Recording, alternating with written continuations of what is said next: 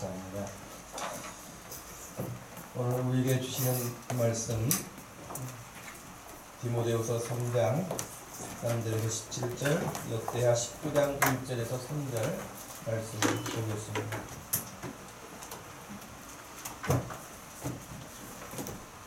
먼저 디모데후서 3장 13절에서 17절 말씀 먼저 읽고 그 다음에 역대하 19장 1절에서 3절 말씀 읽도록 하겠습니다.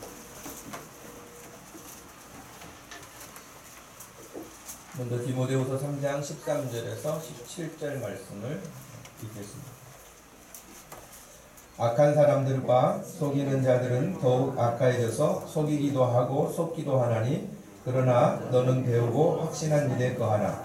너는 내가 누구에게서 배운 것을 알며 또 어려서부터 성경을 알았나니, 성경은 능히 너로 하여금 그리스도 예수 안에 있는 믿음으로 말미암아 구원에 이르는 지혜가 있게 하느니라. 모든 성경은 하나님의 감동으로 된 것으로 교훈과 책망과 바르게 함과 의로 교육하기에 유익하니, 이는 하나님의 사람으로 온전하게 하며 모든 선한 일을 행할 능력을 갖추게 하려 한다. 아멘. 역대하 19장 1절에서 3절 말씀 읽습니다.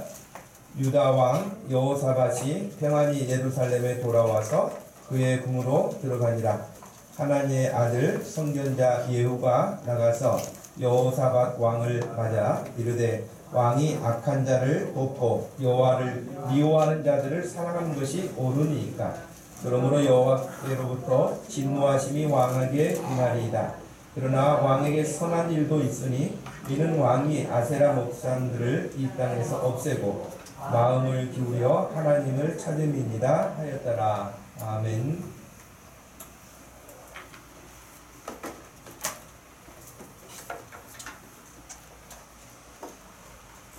1절 말씀에 보면 유다왕 여호사밧이 평안히 예루살렘에 돌아왔다. 그리고 자기의 궁전으로 들어갔다. 그렇게 돼 있잖아요. 그럼 지금 어디를 갔다 왔을까요?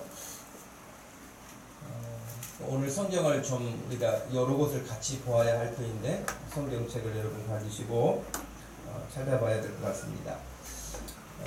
지금 여호사밧 왕이 평안히라고 하는 그 표현도 그렇고요, 예루살렘으로 돌아왔다는 표현도 그렇고, 중요한 그 이전에 사건이 있었는데, 그 이전의 사건이 뭐였냐면 지금 전쟁을 치르고 오는 거거든요. 전쟁을 치르고 오는 건데,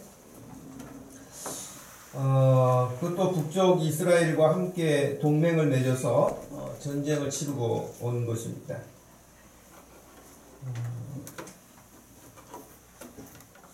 18장으로 여러분 먼저 가보시겠습니까? 역대하 18장으로 가보시면, 그 당시에 북쪽 이스라엘 왕은 아합 왕이었어요. 아합이라는 사람이 왕이었고, 지금 여호사밧이 남쪽 유다에는 왕이었거든요. 그런데 서로 동맹을 맺어서 연합군을 구축을 해가지고 전쟁을 치렀던 거거든요. 18장 1절 말씀만 한번 읽어보시겠습니까? 18장 1절입니다. 시작.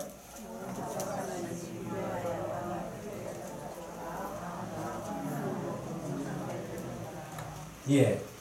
여호사밧이 부귀와 영광을 크게 떨쳤고 아합 가문과 혼인함으로 인척관계를 맺었더라 그랬어요. 그러니까 지금 그런 배경이 있는데, 이 지금 1절 말씀은 두 단락으로 나눠서 볼 수 있지 않겠습니까? 첫 번째는 여호사밧이 부귀와 영광을 크게 떨쳤고, 또 한 가지는 아합 가문과 혼인함으로 인척관계를 맺게 됐다라고 하는 것입니다. 그러면 또 생각해 봐야 되겠죠. 어떻게 해서 여호사밧은 부귀와 영광을 크게 떨칠 수 있었을까 하는 거예요. 부귀와 영광을 크게 떨쳤다라고 하는 건데, 이건 그냥 좀 더 뭐 지내는데 뭐 부족함이 없는 정도의 문제가 아니고 아주 영향력 있게 살았다고 하는 그런 의미이거든요. 그러면 여호사밧이라고 하는 사람은 어떻게 해서 유다 왕으로서 그런 영향력 있는 왕이 됐을까요? 이것 역시 그 18장 이전 17장으로 넘어가면 볼 수 있습니다. 여러분 17장 1절에서 9절 말씀인데요. 먼저 한번 찾아가 보겠습니다. 성경을 여러분 펴보시고 역대하 17장 1절에서 9절 말씀입니다. 여러분 먼저 1절에서 6절 말씀을 읽어보시기 바랍니다. 같이 소리내서 한번 읽어보겠습니다. 1절에서 6절입니다. 아사의 아들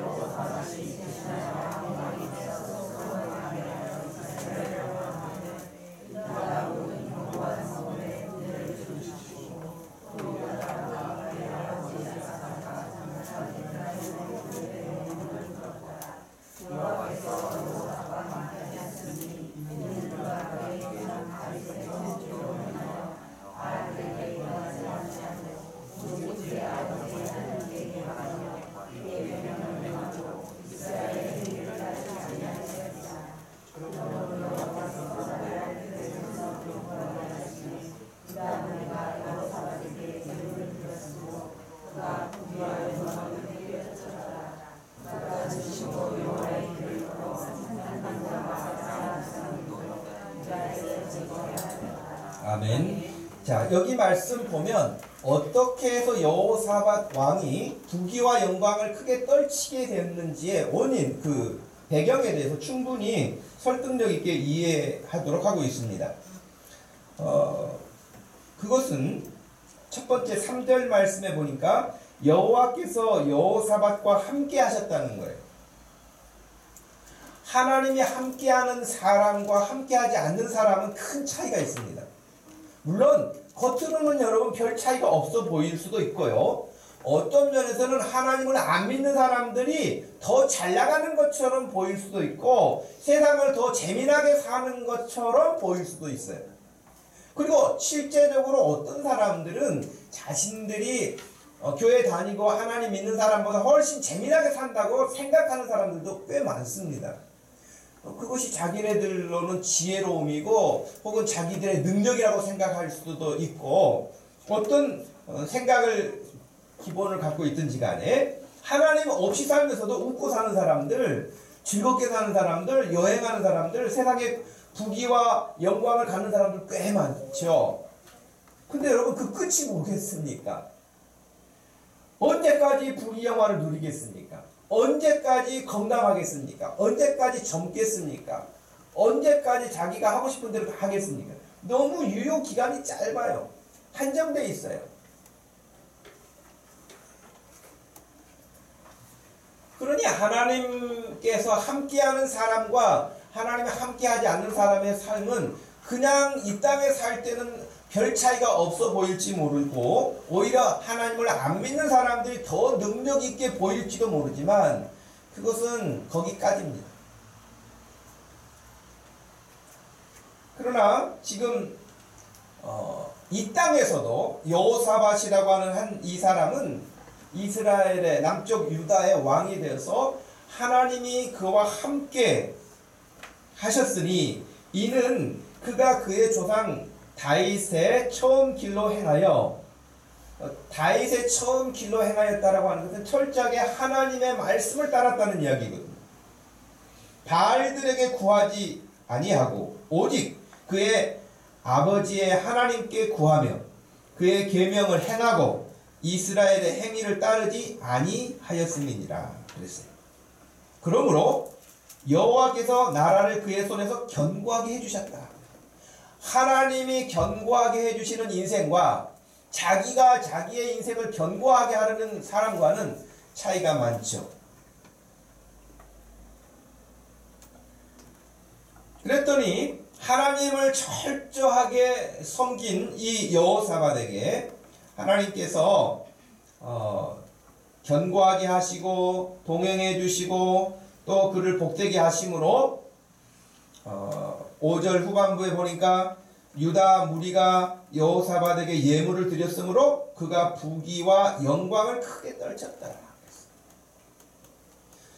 또 6절에는 그가 전심으로 여호와의 길을 걸어 산당들과 아세라 목상들도 유다에서 제거하였더라 그랬어요. 그러니까 이것들은 하나님이 싫어하시는 것들이잖아요. 아세라 목상, 산당, 이것들은 하나님을 섬기는 게 아니고 우상을 섬기는 거였거든요. 그러니까 이것들은 오늘날 여러분 우리가 아세라성을 섬기지 않잖아요. 우리가 오늘날 우상을 섬긴다고 바알을 찾아가거나 그러지 않잖아요. 우리가 돌부처 앞에 가가지고 빌거나 그러지 않는단 말이죠. 그런데도 불구하고 우리들에게 여전하게 바알과 같은 아세라와 같은 우상이 있을 수 있어요. 그것은 뭐냐? 하나님이 말씀하신 것을 따르지 않냐고 내가 좋아하는 것을 자꾸 하는 거예요. 하나님이 말씀하시는 것은 마음에 없고 내가 원하고 내가 이게 죄인지 죄가 아닌지 하나님이 기뻐하시는지 싫어하시는지 분간하지 않고 그냥 내가 원하는 대로만 하는 거예요. 그렇게 우상, 아세라나 바알을 섬기는 우상과 같은 건데 여기 여호사밧이 하나님이 싫어하시는 그런 아세라 목상들, 산당들을 다 제거했다라고 하니까 하나님이 싫어하시는 일은 제거하는 거예요.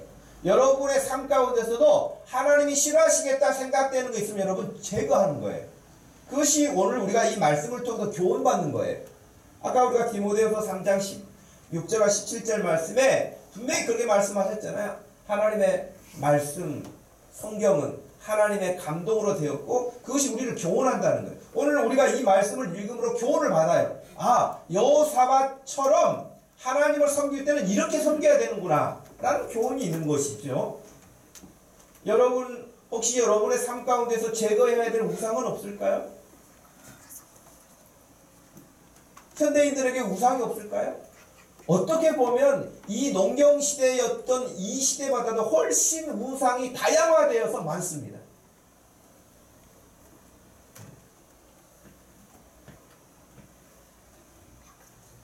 뿐만 아니라 여러분 하나님께서 여호사밧이 부귀와 영광을 크게 떨칠 만큼 그렇게 해주셨던 것 가운데는 9절 말씀해 보니까 그들이 여호와의 율법책을 가지고 유다에서 가르치되 그 모든 유다 성읍들로 두루 다니며 백성들을 가르쳤더라.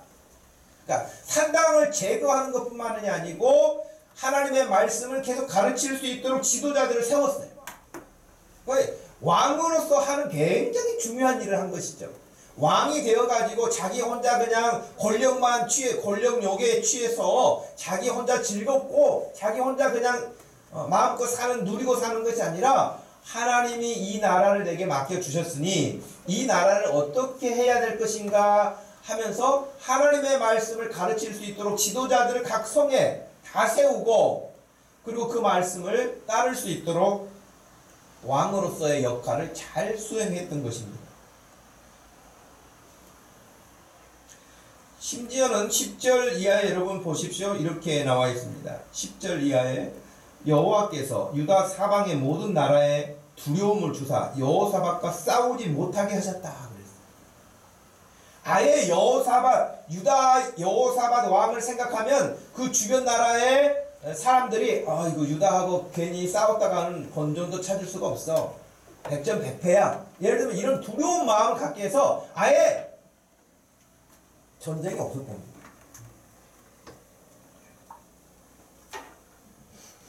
전쟁이 없을 뿐만 아니라 11절을 보십시오. 블레셋 사람들 중에서는 여호사밧에게 예물을 드리며 은으로 조공을 바쳤고 아라비아 사람들도 짐승 떼 곧 순양 7,700마리와 순염소 7,700마리를 드렸더라. 그러니까 지금은 전쟁은 아예 생각해 볼 수가 없을 뿐만 아니라 그냥 우리하고 사이좋게 지냅시다 라고 해서 조공을 갖다 바칠 만큼 그런 정도의 여호사밧이었으니까 얼마나 강력했습니까? 그래서 12절에 여호사밧이 점점 강대하여 라고 되어 있습니다. 그 여기 19절 말씀까지 쭉 보면은 여러분 군인들이 116만 명이에요. 여러분 이스라엘이 큰 나라는 아니에요. 그것도 북쪽 10지파 떨어져 나가 있고 남쪽 베냐민과 유다 이 두 지파만 있기 때문에 굉장히 좁아요. 근데 군인이 116만 명이라고 해요. 어마어마한 것이죠. 얼마나 나라가 강건하겠어요. 하나님이 지켜주시고 주변 나라들은 다 두려워서 떨게 만들고 전쟁할 생각 못하게 하고 조공을 갖다 바치게 하고 군인들은 이렇게 많고 성은 견고하게 쌓여있고 그러니 정말 든든한 느낌을 가졌을 것입니다. 여기까지가 지금 18장 1절에 여호사밧이 부귀와 영광을 크게 떨쳤다고 하는 장면이에요. 근데 이제 문제가 되는 부분이 두 번째 부분인데 아합 가문과 혼인함으로 인척관계를 맺었다라고 하는 것이 아주 치명적인 거예요. 그러니까 이제 저도 이 말씀을 이렇게 준비하면서 여호사밧이 뭐가 부족하다고 아합 가문과 혼인 정책을 썼을까 하는 생각이 든 거예요. 예. 여러분 혼인 정책은 특별히 그 옛날 구약 시대도 그렇고 중세 시대 때도 그랬고 전부 다 정략 결혼이 있죠. 아들을 이렇게 사위로 보내기도 하고 며느리를 상대방에서 또 데려오기도 하고 이런 관계 속에서 정략 결혼을 서로 싸우지 않도록 전쟁하지 않도록 하기 위해서 이렇게 혼인 관계를 서로 맺는 것이잖아요. 성경에도 대부분 그런 거예요. 이방인들 솔로몬이 그렇게 많은 사람들을 이렇게 후궁으로 받아들였던 것도 그런 혼인 정책의 일환으로 했던 것이죠. 근데 여러분 혼인 정책을 잘 사용해서 성공한 케이스가 의외로 없어요. 성경에서 보면 특별히 사람의 생각으로 이렇게 하면 관계가 좋을 것 같고 전쟁도 없을 것 같고 다 유익할 것 같다 그런 생각을 하지만 실제적으로는 그렇게 혼인정책 써가지고 다 망했어요.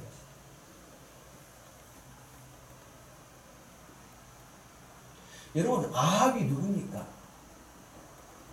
성경에서 아합 그러면 악하기로 소문난 사람이에요.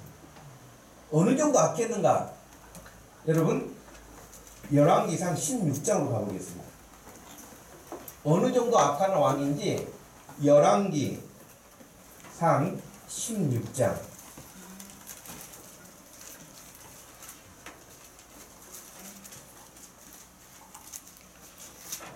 열왕기상 16장 29절 말씀에서요 33절까지 읽으시기 바랍니다. 29절에서 33절입니다. 시작.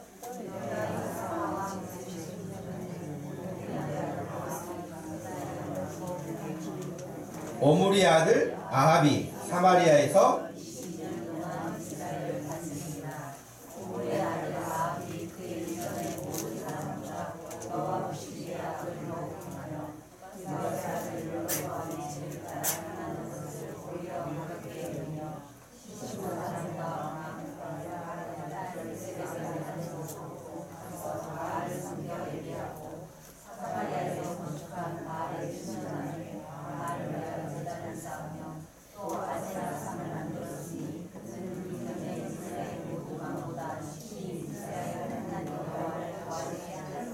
아멘. 자 보십시오. 아합이 그의 이전의 모든 사람보다 여호와 보시기에 악을 더욱 행했다. 30절에 그랬지요. 31절에 느밧의 아들 여로보암의 죄를 따라. 여로보암의 죄는 뭐냐? 하나님을 섬기는 것을 다 뒤로하고 우상을 만들어 놓고 섬긴 사람이에요. 근데 그건 죄를 가볍게 여기고 더 나아가서 시돈 사람 왕 엣발의 딸 이세벨을 아내로 맞이했다라고 하는 거예요. 지금 아합 왕에 대한 부분을 이야기하고 있는 건데요. 이세벨은 아합만큼이나 성경에서 악한 여자로 나와요. 아주 무서운 여자로 나와요. 예. 아합도 하나님 앞에서 악한 사람이었는데 이세벨까지 이제 플러스가 됐으니 얼마나 하나님 앞에 큰 죄악이었겠어요. 그래서 이세벨을 아내로 삼고 가서 바알을 섬겨 예배했다. 하나님을 섬겨 예배한 게 아니라 바알을 섬겨 예배했다는 거예요. 왜 바알을 섬겼을까요? 21장으로 가보세요, 여러분. 열왕기상 21장 좀 뒤로만 넘기셔서 21장 25절 26절 두 절 말씀을 읽어보겠습니다. 21장 25절 26절입니다. 시작.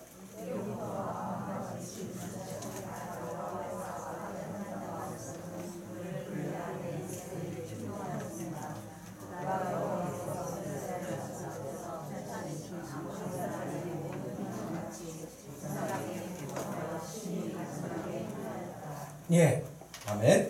여기 보시면 이 말씀에 나온 그대로 우상을 섬기게 됐는데 그 중에 25절 말씀에 보면 그의 아내 이세벨이 충동하였습니다. 그렇게 되어 있습니다.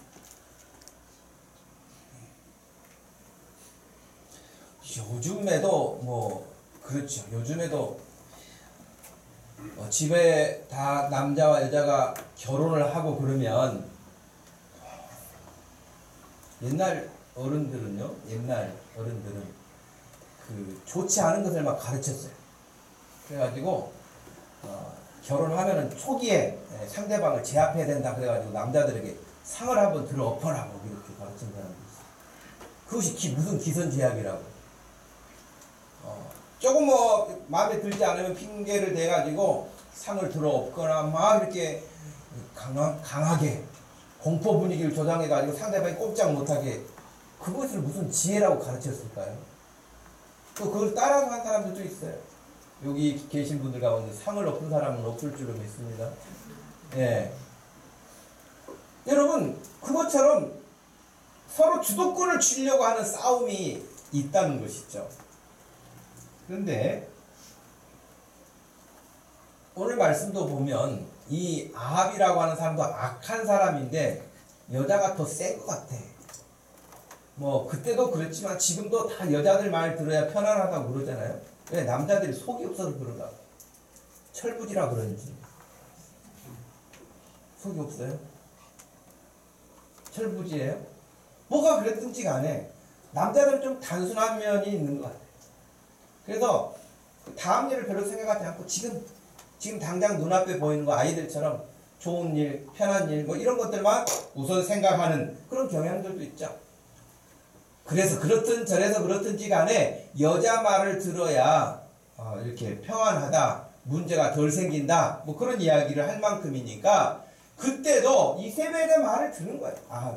아합도 아까 말씀드린 것처럼 만만치 않은 사람인데 이세벨은 더 만만치 않은 사람이에요. 그러니 이세벨의 말을 안 들었다가는 재미가 없을 테니 아합도 쉽지 않은 사람인데 이세벨의 말을 들어야 편안했던 사람이에요. 네. 근데 여러분, 이세벨이 지금 누구의 딸이라고 되어 있습니까? 엣바알이라고 하는 사람의 딸이라는 거예요. 이세벨의 아버지 엣바알은 원래 시돈 사람이었고 그 시돈 지역에 그래도 나름 왕으로서의 삶을 살았던 사람이에요. 근데 이 사람이 원래 출신이 누구냐? 그러니까 이세벨의 아버지의 본래 출신이 뭐냐? 엣바알의 제사장이었어요.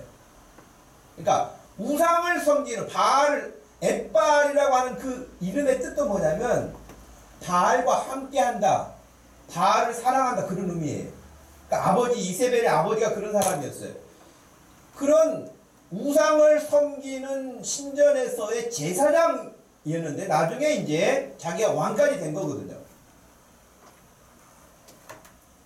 근데 바알이나 아세라를 섬기는 것은 그 당시 농경사회의 신이기도 했지만 성적으로 아주 타락한 신들이었어요. 그 신들만 타락한 게 아니라 그 신을 섬기는 모든 제사장들과 그 백성들 역시 성적으로 타락해지는 거예요. 근데 그런 사람의 딸이란 말이에요.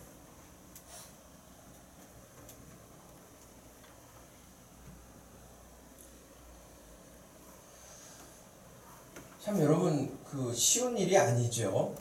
이런 일들이 정말 쉬운 일은 아닙니다.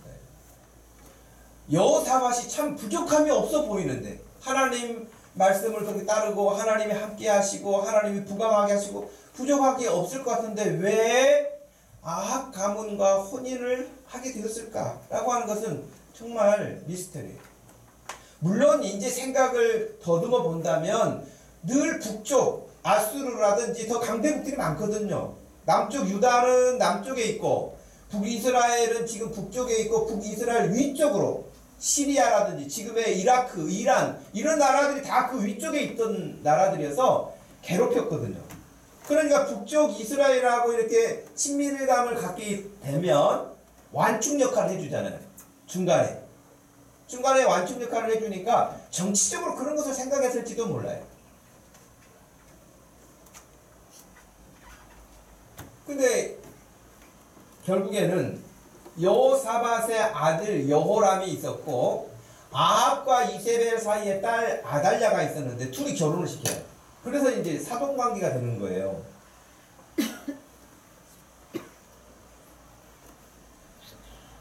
여러분 성경을 좀 관심 있게 통해서 읽어보면은요, 이 아달랴라고 하는 여자, 그러니까 여호사밧의 며느리잖아요. 여호사밧의 이 며느리인데 그 악한 아버지 밑에서 그 사악한 어머니 밑에서 뭘 보고 배웠겠어요? 이세벨 못지않게 악한 여자가 이 아달랴라고 하는 여자. 그러니까 이런 여자가 여호사밧의 며느리로 들어온 거예요. 옛날 어르신들 다 그랬잖아요. 집에 사람 잘 들여야 된다. 그죠?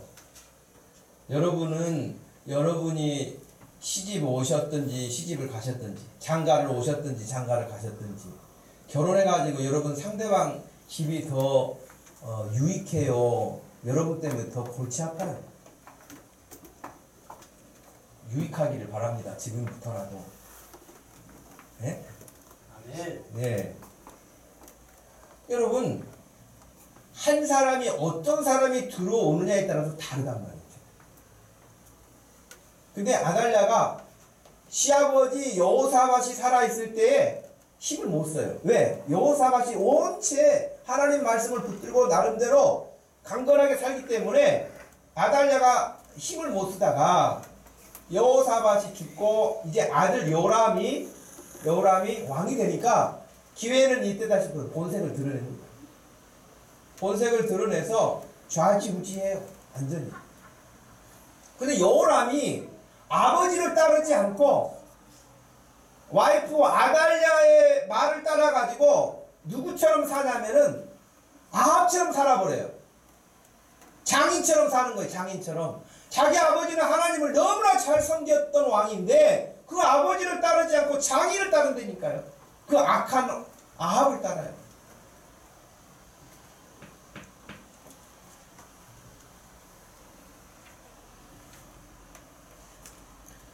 여러분 여호람이 아버지 따르지 않고 하나님 말씀 따르지 않고 그 악한 아달랴를 따르다가 결국 비참하게 죽습니다.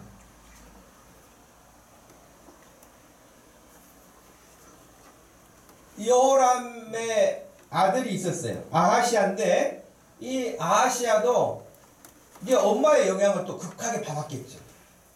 그러니 아달랴가 꼭두각 실어놓고 다 흔들어요. 그러니까 남쪽 유다는 하나님을 그래도 좀 섬기는 백성들이었는데 이 북쪽에 아합의 딸 이세벨의 딸이 며느리로 들어오면서 남쪽도 완전히 망가지기 시작하는 거예요. 한마디로 박살난 것이죠. 집안이.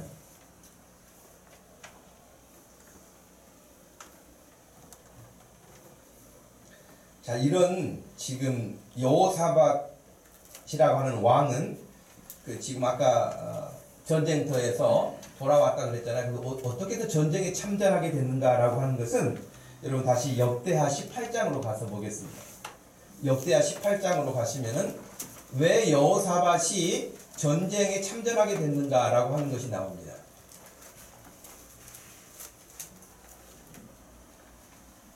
역대하 18장 2절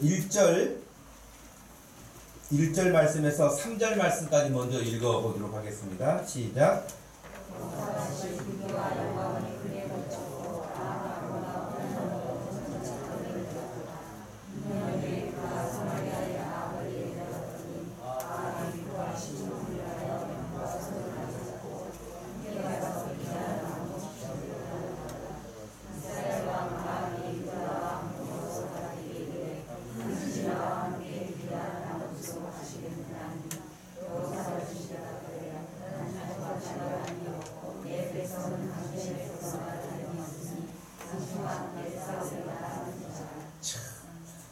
아쉬운 부분이에요.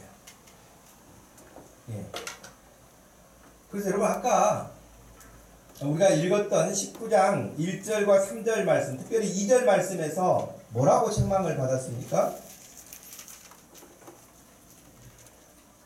예후가 나가서 여호사밧 왕을 맞아 이르되 왕이 악한 자를 돕고 여호와를 미워하는 자들을 사랑하는 것이 옳습니까? 라고 책망을 했어요. 그렇죠? 근데 지금 여기서 여호사밧이 뭐라고 말합니까? 나는 당신과 다름이 없고 내 백성은 당신의 백성과 다름이 없다. 이런 말을, 이건 어떻게 보면 정치적인 제스처라고 할 수도 있겠지만 해야 할 말이 있고 하지 말아야 할 말이 있는 거예요. 농담이라도 하나님이 싫어하시는 말을 하지 않는 것이 우리 믿음의 사람들이 갖는 삶이에요. 아멘. 그런데 여호사밧이 지금 아합과 만나가지고 잔뜩 먹여놓으니까 아마 배불러서 그냥 실언이 나왔는지는 모르지만 기분 좋으니까 뭐 무슨 말인들 못했겠어요? 뭐 그냥 그렇게 이야기를 하고 만 것이에요.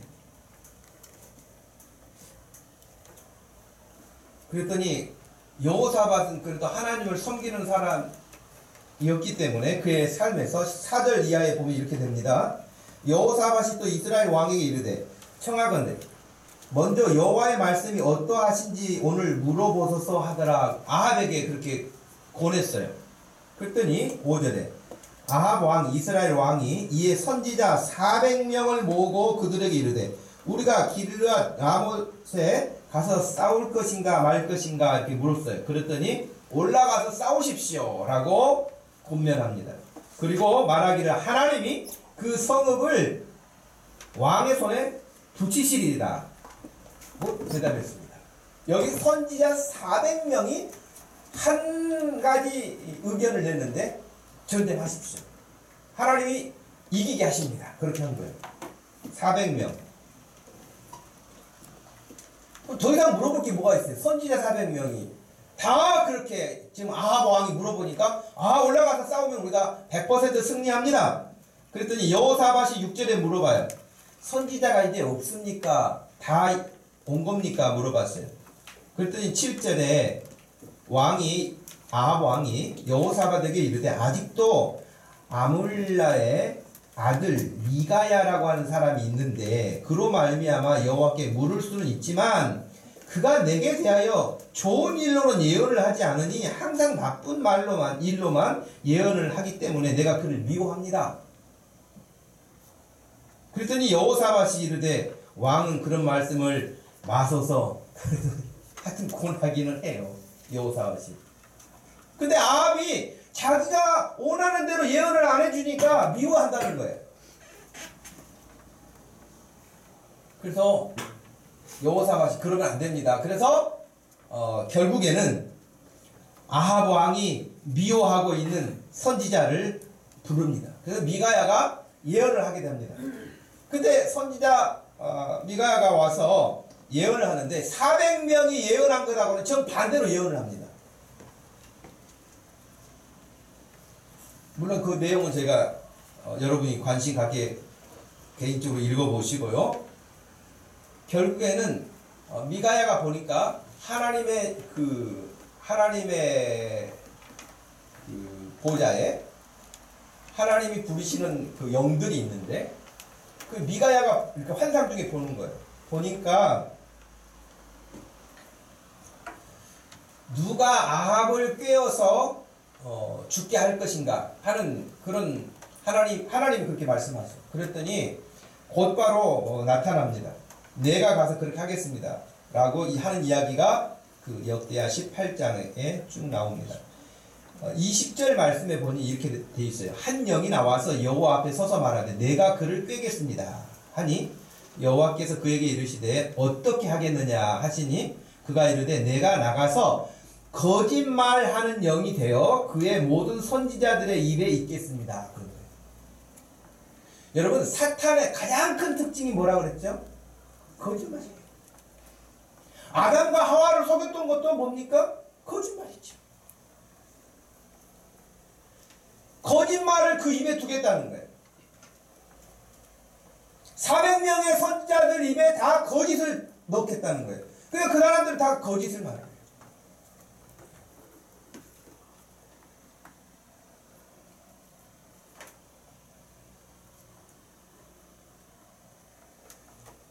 그렇게 미가야가 예언을 했더니 그냥 있겠습니까? 거짓 선지자들이?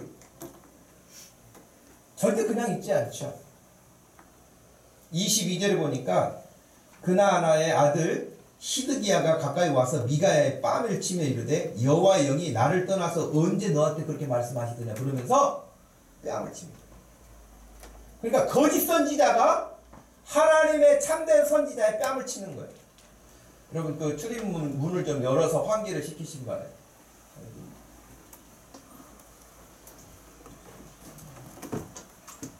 날씨가 따뜻하니까 여러분들 졸리신가 봐요.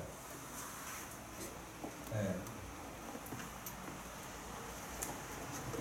옆에 사람 졸면 여러분 깨워야지 같이 자면 안 됩니다. 네. 여기는 모텔이 아니에요. 숙박업소가 아닙니다. 깨워야 돼요. 네. 그러니 400명의 거짓 예언자들이 벌떼처럼 일어나가지고 다 거짓을 말하는데도 그것을 분별하지 못하는 거예요. 미가야만이 하나님의 말씀을 전하는데 오히려 거짓 선지자가 참 선지자의 뺨을 치는. 지금 이 시대라고 여러분 그러지 않을까요? 똑같아요. 어느 시대고 간에 똑같습니다. 여러분 이 시대에 어떤 것이 진짜 하나님이 원하시는 것인가? 사람들이 원하는 것이 새를 균형을 이렇게 귀합해 가지고 나타낸다면 400명은 어떻게 감당하겠어요? 감당 안 되겠죠. 다 그렇게 말하는데 너만 옳다고 그렇게 하느냐? 그럴 수 있지 않겠습니까, 여러분? 분별해야죠.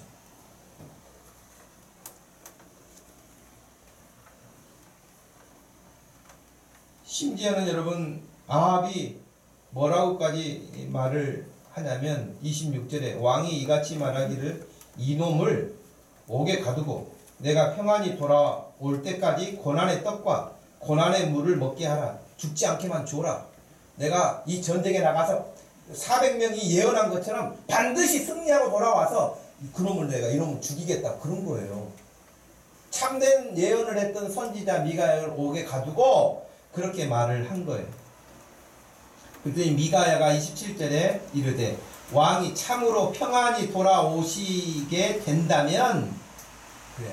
미가야는 이미 평안히 돌아오지 못할 걸 알고 있습니다. 죽을 걸 알고 있죠. 그러니까 여러분 이 아합이 얼마나 또 이렇게 교묘한 사람인지요. 자기도 불안한 거예요. 그러니까 여호사밧하고 지금 동맹을 전쟁에 나가자 그랬잖아요. 그러니까 전쟁에 나가는데 자기는 일반 병사처럼 옷을 입고 여호사밧에게 왕복을 입고 나가라 그래요. 그런데 지금 저쪽에서 길르앗 쪽에서 싸움을 걸어온 쪽은 왕만 잡으라는 거예요. 왕만. 그러니까 지금 여호사밧이 잘못하면 잡히게 된 거예요. 왕복은 여호사밧이 입고 있으니까. 그러니까 이 아합이 아주 교활한 자죠. 자기도 불안하니까 이제 그렇게 변장을 하고 전쟁터로 나가게 됐습니다. 그 아니나 다를까 아람 왕이 이제 명령을 내리기를 다른 거 다 필요 없다. 왕만 잡아와라, 왕만 죽여라, 이렇게 명령이 떨어진 거예요. 근데 아니나 다를까 왕복을 딱 입고 있는 사람이 보이니까 저기 딱 그러고 달려든 것이죠. 그런데 그때 31절에 보니까 병거의 지휘관들이 여호사밧을 보고 이르되 이가 이스라엘 왕이라 하고 돌아서서 그와 싸우려 한즉 여호사밧이 소리를 지르매 여호와께서 그를 도우시매요 하나님이 그들을 감동시키사 그를 떠나가게 하신지라. 그래서 32절에 병거의 지휘관들이 그가 이스라엘 왕이 아님을 보고 추격하기를 그쳤다. 하나님이 간섭하시는.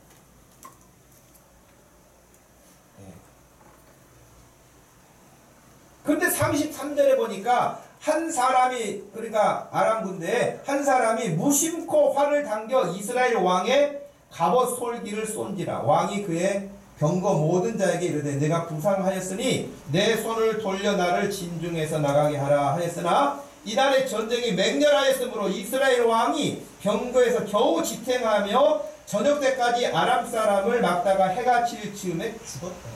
아합이 그렇게 죽습니다, 여러분. 그러니까 이렇게 아합 왕이 죽고 우리가 지금 19장 1절에서 읽었던 것처럼 유다 왕 여호사밧이 평안히 예루살렘으로 돌아왔다는 말이 이런 뜻이에요. 죽을 뻔한 지금 전쟁터에서 겨우 하나님이 지켜주셔서 그 목숨을 부지한 것이죠. 그래서 이제 그렇게 돌아왔는데 하나님이 보내신 선지자 예후가 오자마자 여호사밧에게 나타나가지고 책망을 한 것이죠. 왕이 악한 자를 돕고 그 악한 왕 아합을 돕고 여호와를 미워하는 자를 사랑하는 것이 옳은 일입니까? 라고 책망을 한 거예요. 그러므로 여호와께로부터 진노하심이 왕에게 임할 것입니다. 이렇게 쭉 이야기를 했어요.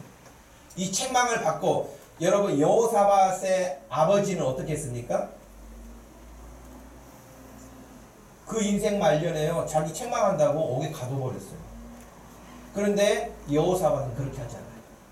아버지 아사는 아주 말년에 그냥 분노해가지고 바르게 말하는 선지자에 대해서도 강력하게 그가 은혜롭지 못한 일을 했는데 여호사밧은 그 말을 예를 들어서 이런 책망을 받았을 때 다윗처럼 시편 51편과 같이 장황하게 회개하는 내용이 나와 있지 않아요. 그런데 그 이후에 그의 삶의 모습을 보면 이 책망을 받고 난 다음에 여호사밧 왕이 어떻게 되었는지를 확인하게 됩니다. 우리가 읽지 않았던 그 4절 이하에 여호사밧이 어떻게 했는지 장면이 나옵니다.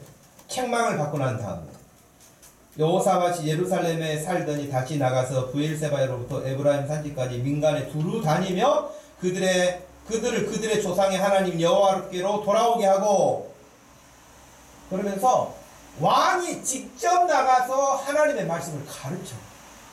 그리고 백성들에게 하나님께로 돌아오도록 고민해요. 왕이.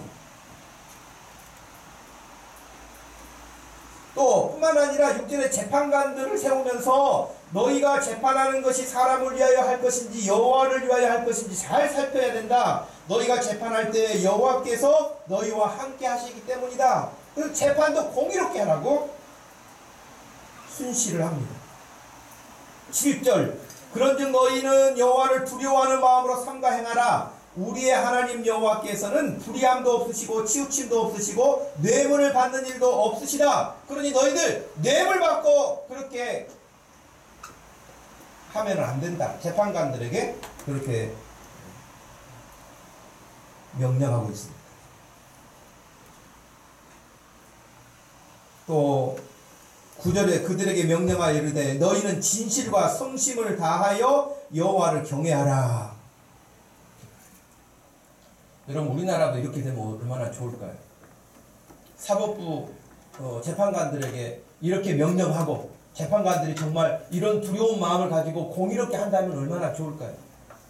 여전하게 무전유죄가 또 사람들의 마음을 아프게 하는 이런 환경에서 약한 자들, 없는 자들, 이런 사람들은 늘 당하고, 돈 있는 자들, 권력 있는 사람들은 늘 변호사 사서, 정관예우 변호사들 사서 다 그냥 묵인해주고 받아주고 하는 불의함이 아직도 너무나 많잖아요. 그런데 지금 여호사밧 왕이 직접 재판관들에게 가서 불의하게 하지 않도록 그렇게 하고 있는 것은 너무 귀한 일 아니겠습니까?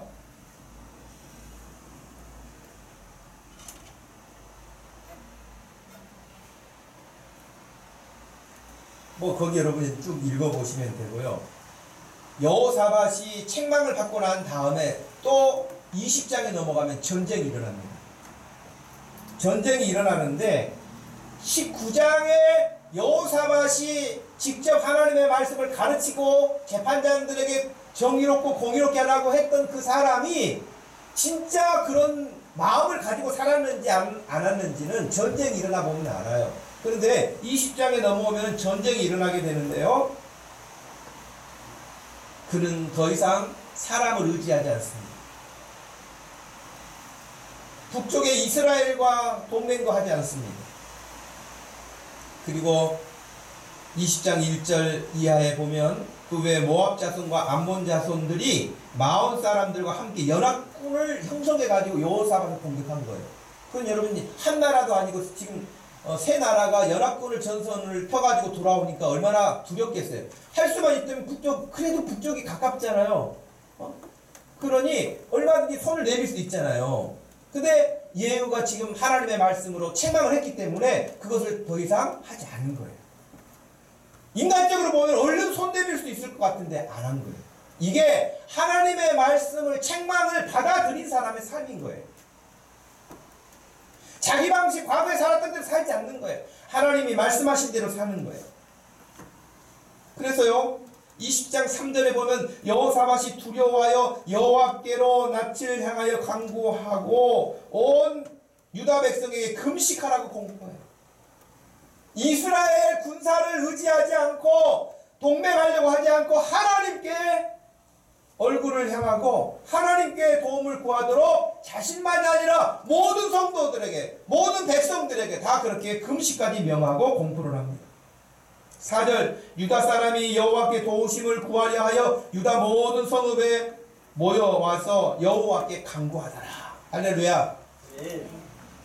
여러분, 우리 교회가 기도합시다. 그러면 여러분 열일을 제쳐놓고 나와 기도해야 된다니까요.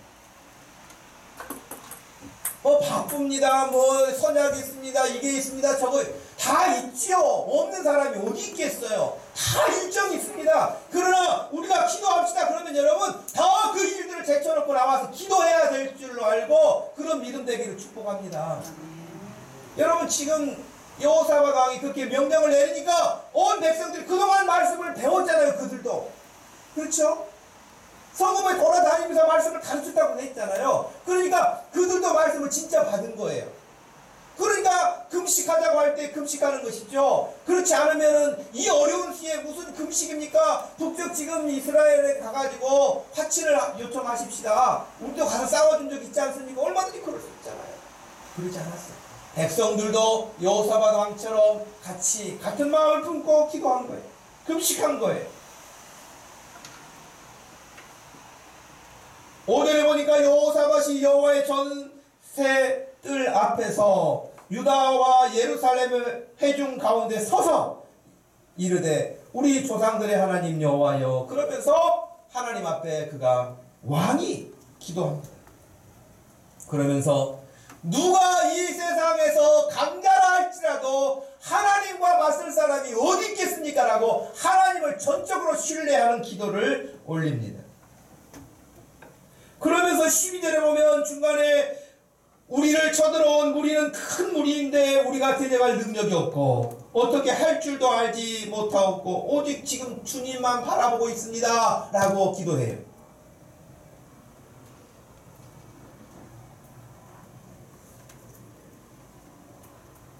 그래요. 우리의 믿음이 이런 믿음 됩니다. 하나님, 저 지혜도 없어요. 하나님, 저 능력도 없어요. 하나님, 저 이런 것도 그래요. 하나님만 바라봅니다. 여러분, 정말 하나님 앞에 두 손 들고 나와서 하나님 도와주세요. 하나님, 저를 불쌍히 여겨주세요. 하나님, 저를 긍휼히 여겨주세요. 라고 하나님을 붙잡으려고 여러분의 손을 듭니까? 그런 기도의 사람이 되기를 바라요. 하나님이 여러분들을 반드시 그 기도를 들으시고 여러분이 구하는 것을 기억하시고 응답하실 줄로 믿습니다. 여러분, 그랬더니 그렇게 지금 저는 어떤 면이 은혜가 됐냐면요, 13절 말씀해 보니까 유다 모든 사람들이 그들의 아내와 자녀와 어린아이와 더불어 여호와 앞에 섰더라. 그러니까 여호사밧만 믿음이 좋은 것이 아니라 그동안 말씀을 배웠던 백성들도 믿음이 좋은 거예요. 그러니 다 같이 지금 같이 금식하고 하나님 앞에 서서 자신들의 부족함과 무능함을 이야기하면서 하나님의 도우심을 구하고 있는 거예요. 그때에 그렇게 기도하고 있을 때에 14절에 보십시오. 여호와의 영이 회중 가운데서 레위 사람 야하시엘에게 임하셨어요. 그리고 말씀을 전합니다. 하나님의 말씀을 전합니다.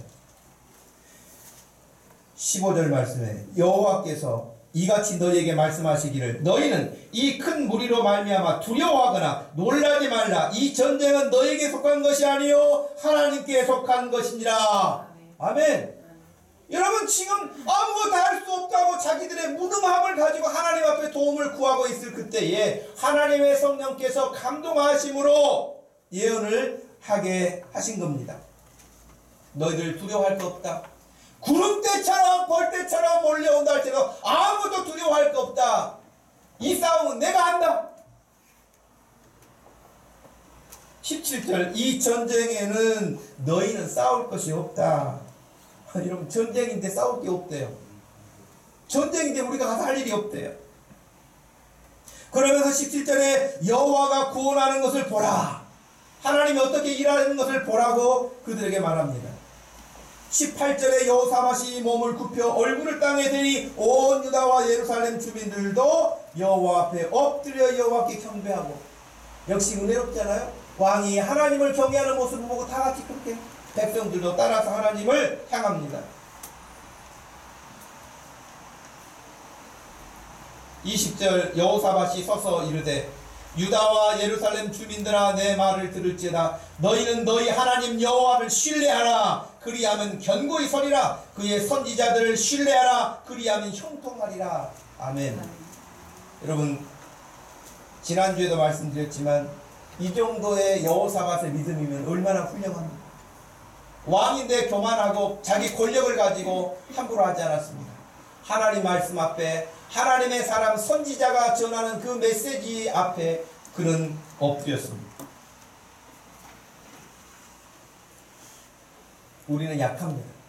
우리는 여호사밧 왕보다도 더 약합니다. 이 세상에는 온전한 사람이 없습니다. 그래서 예수님이 오신 것이죠. 그래서 예수님을 보내신 것이죠. 죄도 없고 흠도 없고 티도 없는 그분께서 저와 여러분의 그 약하고 흠 많고 죄 많은 그것을 대신 그분이 다 담당하시고 그분이 대신 그 일을 갚으셨지 않았습니까? 그래서 아까 여호사밧과 백성들이 하나님 앞에 섰을 때 너희들은 이 전쟁에서 할 거 없다. 이 전쟁은 내게 속한 것이다. 라고 말씀하신 것처럼 저와 여러분들을 구원하시는 일에 있어서 우리가 할 일은 없어요. 하나님이 다 구원을 이루신 거예요. 그리고 우리에게 주신 거예요. 그럼 우리가 할 일은 뭘까요? 거기 백성들이 19절 말씀해 보니까 그앗 자손과 고라 자손에 속한 레위 사람들은 서서 심히 큰 소리로 이스라엘 하나님 여호와께 찬송했다. 우리가 할 수 있는 일은 하나님을 찬송하는 일입니다. 하나님을 영광스럽게 높이는 일입니다. 하나님께 예배하는 일입니다. 그러니 여러분, 하나님께 예배하는 일을 즐거워하십시오. 하나님을 찬송하는 일을 즐거워하십시오. 그 일에 힘쓰십시오.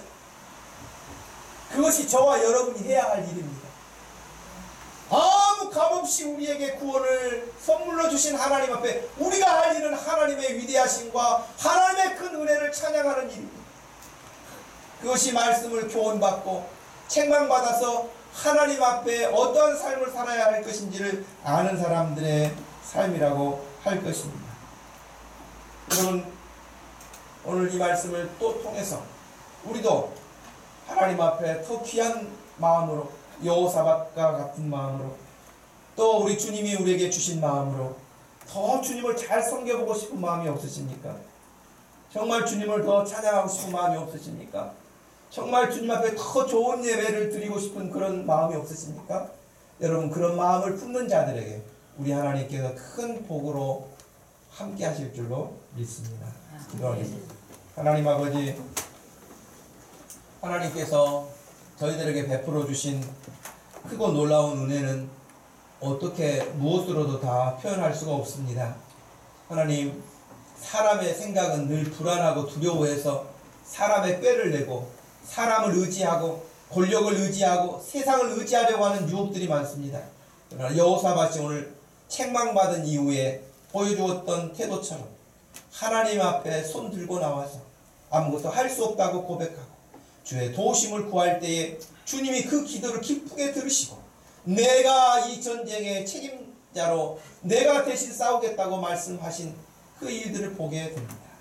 우리의 인생사에서 수많은 일들이 일어날 때마다 이 말씀 기억하고 주님 앞에 나와 함께 기도하며 함께 주의 나라의 영광스러움을 경험케 하여 주시옵소서. 감사하신 예수님의 이름으로 기도하옵나이다. 아멘. 같이 자리에서 일어나셔서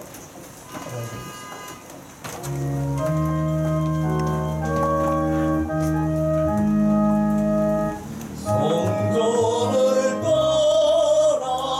떠나가기 전 머리를 숙일 때 주께서 함께 하시고 복 내려 주소서. 집으로 돌아가는 길 주 동행하시고 내 모든 언행 심사를 다 지켜주소서. 거룩한 날이 나가고 저녁이 되도록 주님 맘에 빗대사 늘 계시옵소서. 아멘. 지금은 우리 주 예수 그리스도의 구속하신 구원의 은혜와 우리 하나님 아버지의 측량할 수 없는 변함없는 그 큰 사랑과 성령 하나님의 감동 감화하심으로 교훈받고 책망받아 우리를 의롭게 교육하는 말씀을 따라 살기 원하는 사랑하는 모든 성도들 머리 위에 지금부터 영원토록 함께 계실지어다. 아멘.